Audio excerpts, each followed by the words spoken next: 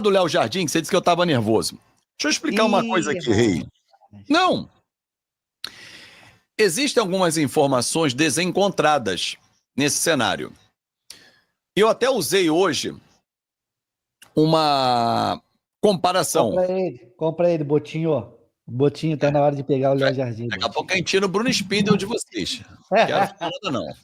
Mas vamos lá. Imagina, Rei, que você é um cara que eu acessório. Você hoje está na Flamengo TV e tal. Aí você firma um contrato comigo e fala assim, Fabinho, 1 ano de contrato. Se você fizer o trabalho como a gente imagina que eu tiver aparição em 3 veículos diferentes todo mês durante esse ano, automaticamente, cláusula de renovação, a gente vai para mais 1 ano. Se você não cumprir, o contrato não será renovado. Sim. Beleza, eu vou conseguir colocar você em 3 veículos diferentes todo mês. Você assina e eu assino. Chegou agora. Tá fechando o nosso contrato. Ei, todo mês você estava em 3, 4. Cumpri minha meta. Contrato renovado. Seguimos. Ok? Não. Não, por quê? Porque eu vou querer ir pro... Eu não quero mais, foda-se. Eu quero ir pro Flamengo. Então, mas aí é a multa que você vai ter que pagar. Aí é o seguinte, então, Rei. Trazendo a situação do Léo Jardim.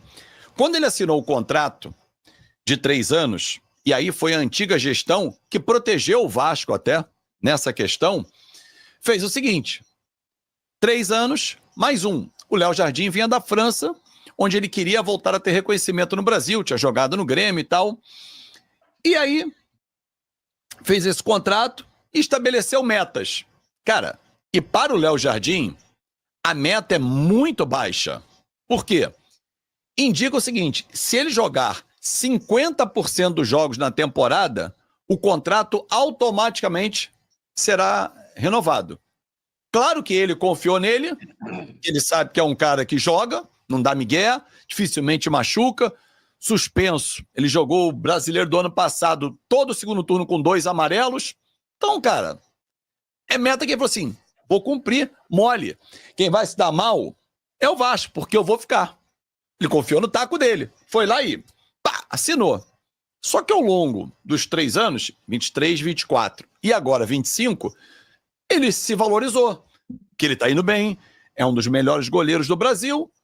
E aí o empresário começa. Paulo Pitombeira. Porra, Léo, você tem mercado. Pode voltar para a Europa. Recebi sondagem no Porto. Fluminense me perguntou sobre você. Ele tem quantos anos, Fábio? Eu sempre esqueço. 30. Para goleiro, tranquilo. O Palmeiras sondou. Pô, meu irmão, aqui não dá para ficar. Legal. Justo. Só que eles estão esquecendo que tem uma assinatura no contrato. Que se ele cumprir 50% dos jogos, e faltam 2 para ele chegar nesse número, automaticamente, não é nem, eu até falava um termo aqui, errado, o Vasco vai fazer valer o contrato. Não, é automático, independe das partes, porque as partes já acordaram anteriormente. Agora, se ele não quiser ficar, e tem todo o direito, é só ir lá na questão multa, pagar e ir embora. Porque o que estão dizendo por aí? Agora, 1º de julho, ele pode assinar um pré-contrato. Porque dia 1º de janeiro passa a valer o novo contrato dele. Então ele vai ter mais 1 ano com o Vasco. Ele não pode aceitar ou assinar um pré-contrato. Aí, do lado de cá, o cara vai falar assim, não, mas o empresário está no direito dele de pedir um valor maior.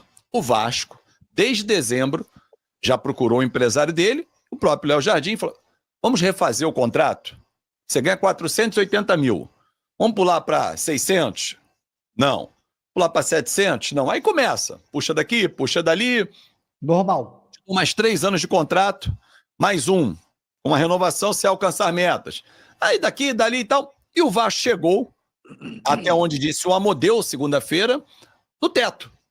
Que é a proposta parecida financeiramente com a do Verratti, que é o 3º maior salário do Vasco, e em termos de contrato, o tempo é maior, do Verratti vai até dezembro de 2026.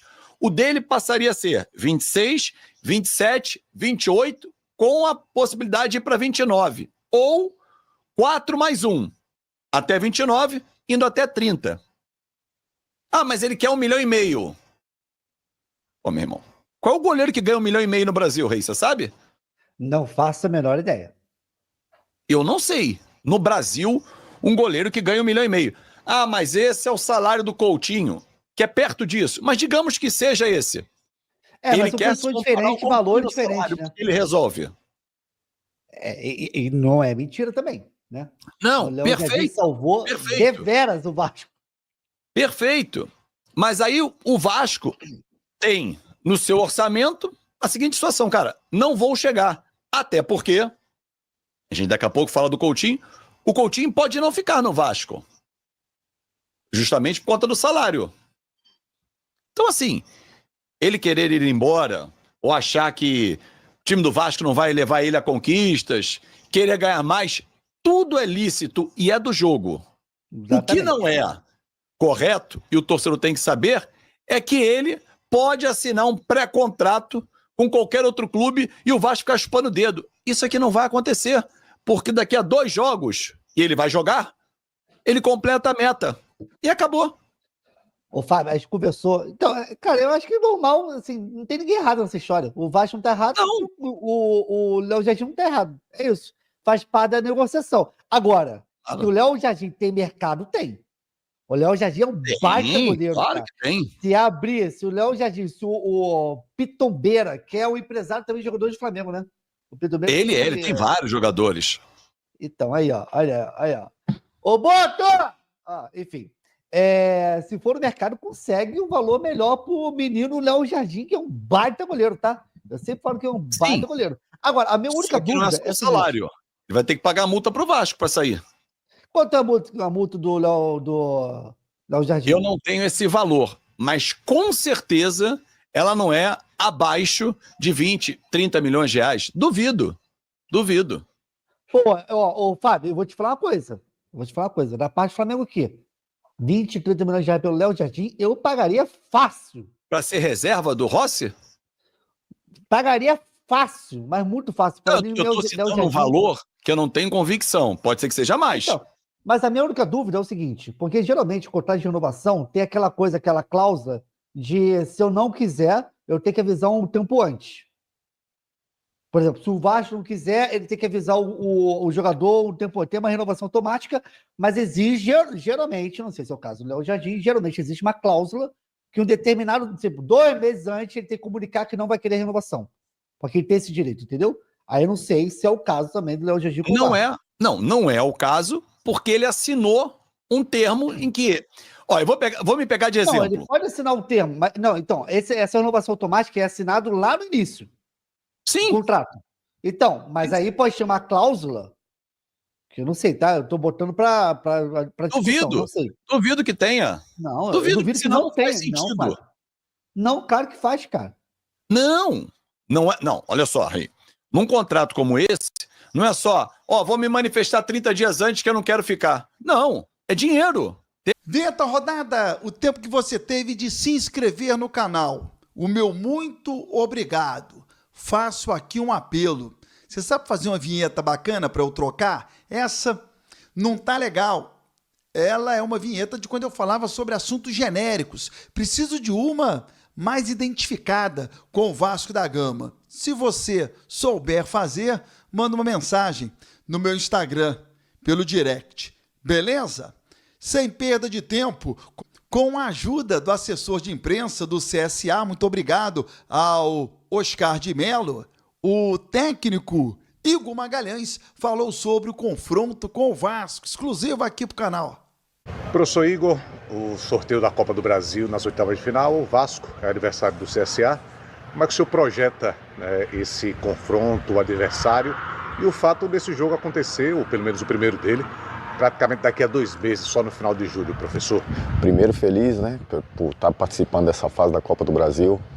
Já sabíamos que poderia ter um confronto como esse, um confronto contra um adversário muito grande, Da tua história, daquilo que eles têm construído do dedo do seu caminhar. Nós estamos convicto daquilo que nós podemos ser dentro desse cenário.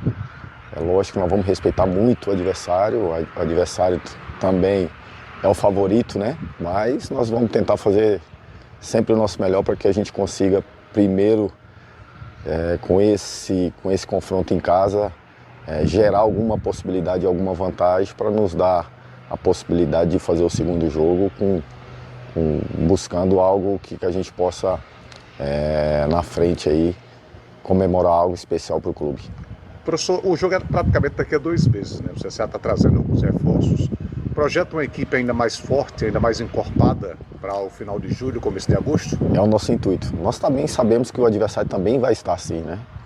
Com essa parada, o Diniz vai ter esse tempo apto aí para poder preparar a sua equipe da forma que ele imagina. Tem essa janela também que todas as equipes têm como ideia de fortalecer, e nós também, né? Então acredito que as duas equipes vão chegar muito forte.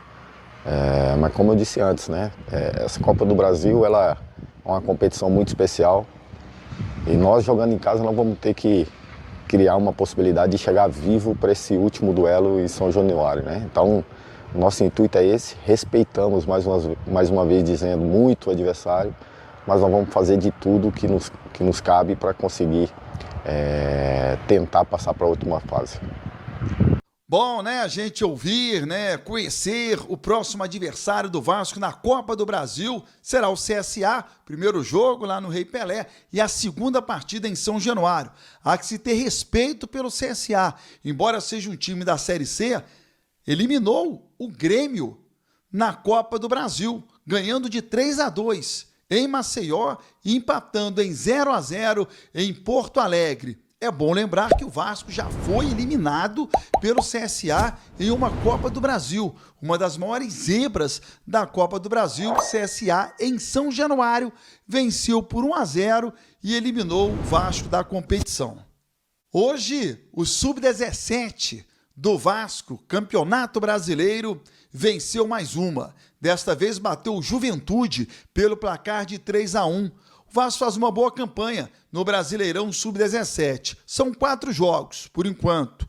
Líder é o Fortaleza, 10 pontos. O Fluminense tem 9. O Vasco tem 8, é o terceiro colocado. E o São Paulo tem 7. Próximo jogo do Vasco, Campeonato Brasileiro Sub-17, será no dia 11 de junho, em Minas, diante do América Mineiro.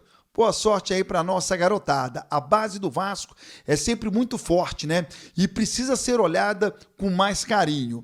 O Rayhan, que está na seleção brasileira sub-20, no Egito, o Brasil vai realizar 3 partidas amistosas nesta data FIFA. Eu hoje li algo como o Vasco tentou a liberação do Rayhan, Fernando Diniz não gostaria que o Rayhan tivesse com a seleção, gostaria da liberação. Gente, é uma data FIFA. A CBF, ela não é obrigada a liberar qualquer jogador.